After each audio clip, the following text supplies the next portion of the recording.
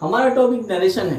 आज का हम टॉपिक नरेशन पढ़ने जा रहे हैं और नरेशन के बारे में आप जान लीजिए कि भारत के राज्यों में जो बोर्ड्स होते हैं उन बोर्ड्स परीक्षाओं के इंग्लिश के पेपर में नरेशन लगभग देखने को हमको मिलता है। नरेशन सिर्फ यहाँ नहीं, जितने भी कॉम्पिटिटिव एग्जाम्स होते हैं जो अच्छे लेवल पे होते हैं, जैसे बैंक, जैसे एसएससी, जैसे NDA, CDS, IAS, PCS, UP TET, C TET, TGT, PGT, सारे जो है कॉम्पिटिटिव एग्जाम, लगभग कॉम्पिटिटिव एग्जाम्स में नरेशन जो है के क्वेश्चंस हमें देखने को मिलते हैं।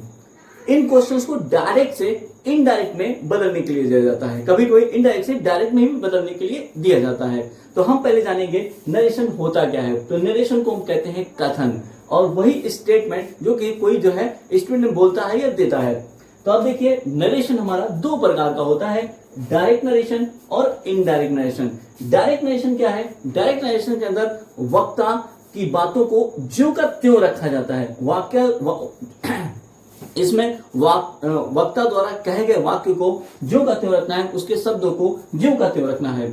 और इसकी खास बात यह भी है कि इसमें इन्वर्टेड कॉमा आता है, यानी कि इन्वर्टेड कॉमा के अंदर जो सेंटेंस दिखाई दे रहा है यह डायरेक्ट नरेशन में ही आता है। और इस सेंटेंस को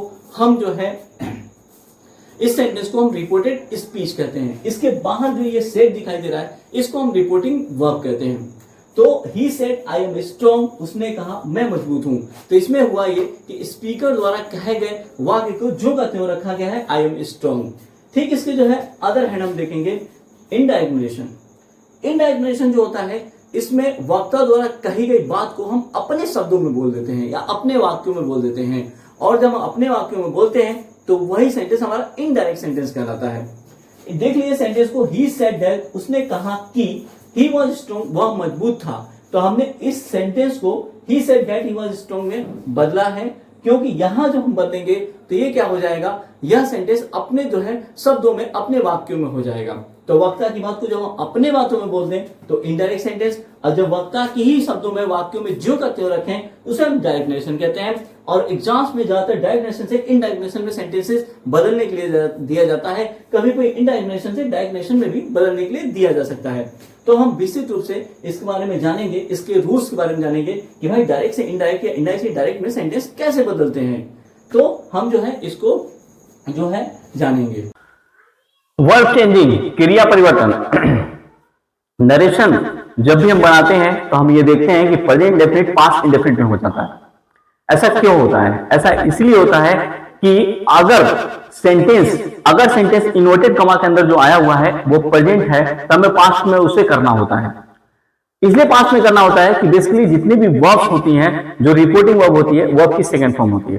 वो आपकी सेकंड फॉर्म नहीं हो सकती, कुछ भी हो सकती है, लेकिन आप जो आपके लिए देगा वो वर्ब की सेकंड फॉर्म देगा। क्यों? क्योंकि वो पास्ट में है। अब जो इन्वर्टेड कॉमा के अंदर जो भी टेंस आ रहा है वो अगर प्रेजेंट है तो उसको पास्ट में बदलना है, अगर पास्ट है तो और पास्ट में जाना है। तो इसीलिए जो है मैंने इसे बहुत आसान किया है। और आसान क्या है कि वर्ब चेंजिंग, क्रिया परिवर्तन, यानी कि हम केवल क्रिया परिवर्तन करके बिना टेंस का नाम जाने हम सेंटेंस को जो है डायरेक्ट से इनडायरेक्ट में बदल सकते हैं। देखिए यहां पर, यदि आपका जो है इन्वर्टेड कॉमा के अंदर आया हुआ sentence I mean to say that, यदि अगर रिपोर्टेड स्पीच जो आ रहा है वो इज एम आर वाला आ रहा है तो आपको वॉज वर्ब में चेंज करना है। यदि हैज या हैव वाला आ रहा है तो हैड में चेंज करना है। यदि उसकी सहायक क्रिया सब्जेक्ट के तुरंत बाद यदि मुख्य क्रिया वर्ब की फर्स्ट फॉर्म या वर्ब की फिफ्थ फॉर्म आ रही है तो उसको वर्ब की सेकंड फॉर्म में बदल दो। यदि वर्ब की सेकंड फॉर्म आ रही है तो उसको जो है हैड प्लस वर्ब की थर्ड फॉर्म में चेंज कर दो। डू या डज आ रहा है तो उसको डिड में बदलो।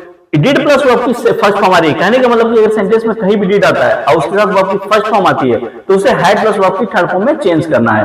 वॉज या वर प्लस इसके साथ जो है वर्ब की फोर्थ फॉर्म, मतलब क्रिया में आईएनजी वाली फॉर्म अगर आ रहा है तो ये पास्ट कंटिन्यूअस टेंस होता है, जिसको बदल के हमें पास्ट जो है परफेक्ट कंटिन्यूअस टेंस में करना पड़ता है, जिसकी सहायक क्रिया हैड विद प्लस वर्ब की फोर्थ फॉर्म है। तो ये सब टेंसेस जो हमारे है ना प्रेजेंट से जो पास्ट में जाएंगे वही सारे हैं, लेकिन इनका क्रिया में परिवर्तन करके शॉर्ट फॉर्म आपको जो है मैंने बता दिया है।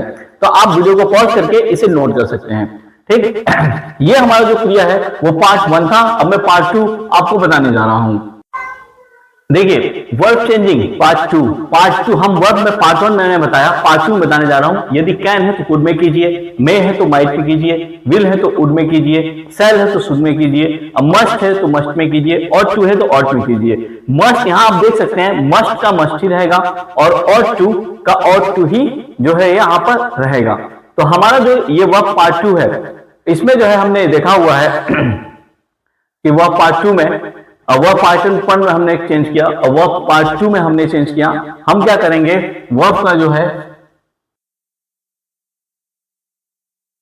अब जो है हम अदर चेंजिंग देखेंगे। इसमें अदर चेंजिंग होती है और अदर चेंजिंग को अन्य परिवर्तन कहते हैं।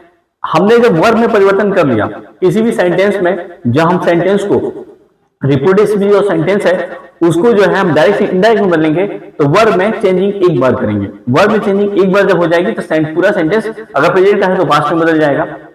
इसके बाद से उस सेंटेंस के अंदर अन्य परिवर्तन भी आएगा। यदि उस सेंटेंस के अंदर अन्य परिवर्तन आया है तो आपको ये सब परिवर्तन देखने को मिलेंगे। अगर दिस है तो आपको दैट में लिखना है, दीज दोज में, हेयर देयर में, नाउ देन में, हेंस देंस में, दस सो में, और today that day, tonight that night, last the previous, next the flowing, ago before, yesterday the previous day, tomorrow the next day या द फ्लोइंग डे।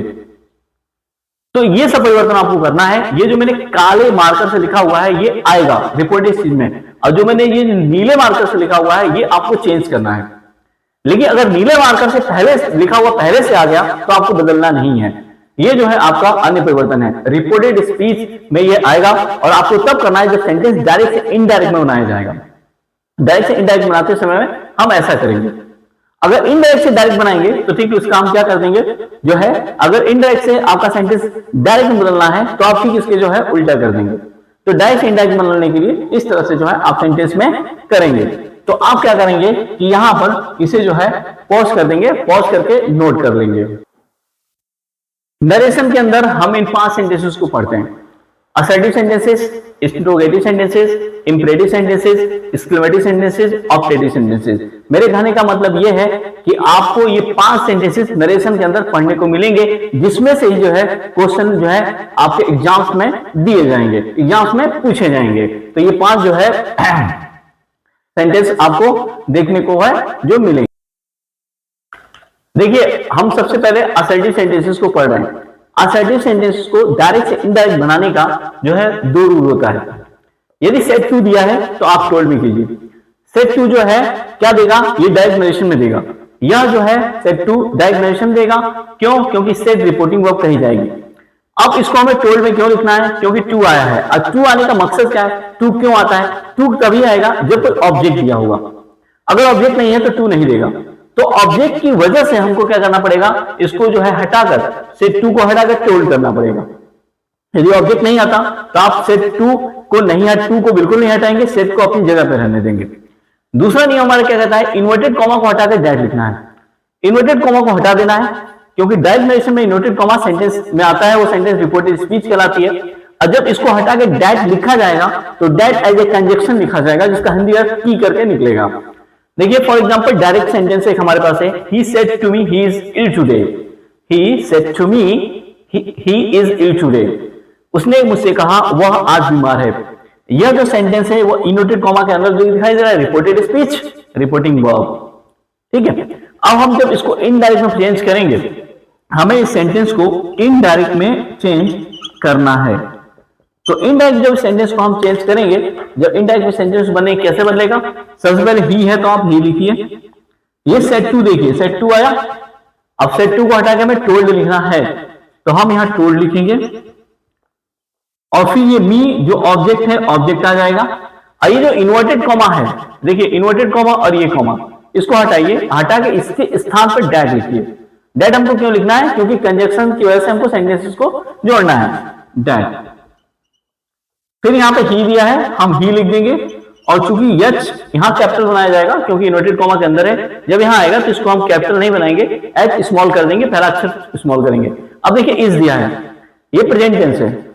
अभी मैंने verb changing में आपको लिखा था कि इससे मार्क को चेंज करके वॉज या वर में बदलते हैं, तो इसको हटा के हम यहां लिख देंगे वॉज, हम यहां इन लिख देंगे। और ई लिखने के बाद जो टुडे दिखाई दे रहा है, टुडे को हम चेंज करेंगे और टुडे को हम चेंज करके दैट डे में बदलेंगे और हमने यहां लिख दिया दैट डे। टुडे हमारा जो है क्या है, वर्ब का चेंजिंग है, ये हमारा अगर चेंजिंग है, अगर परिवर्तन है। अब देखिए एक बार आप जब इसको वर्ड में बदल चुके हैं तो इस पूरे टेंस का टेंस बदल गया, प्रेजेंट टेंस है ये पास्ट में बदल गया। अगर ये पास्ट में बदल गया तो यही हमको करना है, क्यों? क्योंकि हमारी जो ये रिपोर्टिंग वर्ब है ये सेड है, याद रखिएगा। और जब अगर रिपोर्टिंग वर्ब पास्ट में होगी तो रिपोर्टेड स्पीच को भी हमें पास्ट में करना ही पड़ेगा, तो जाके जो है हमारा पूरा होगा। तो असर्टिव सेंटेंस में आप कोई भी वाक्य इसी तरीके से आराम से बना सकते हैं, कोई नहीं इसमें प्रॉब्लम होगी, कोई दिक्कत नहीं होगी। लेकिन जो हम जब पर्सन सीखेंगे, जैसे first person, second person, third person सीखेंगे, तो इसके जो है हमें कुछ रूल्स हमें बदल जाएंगे, जो कि मैं आगे क्लास 2 में जो है उसको पढ़ाने वाला हूं। तो आगे की आप मेरी वीडियो कंटिन्यू करिए, क्लास 2 में देखिए कि असर्टिव सेंटेंस में हमें आगे जो है क्या पढ़ना है। Okay, thank you very much.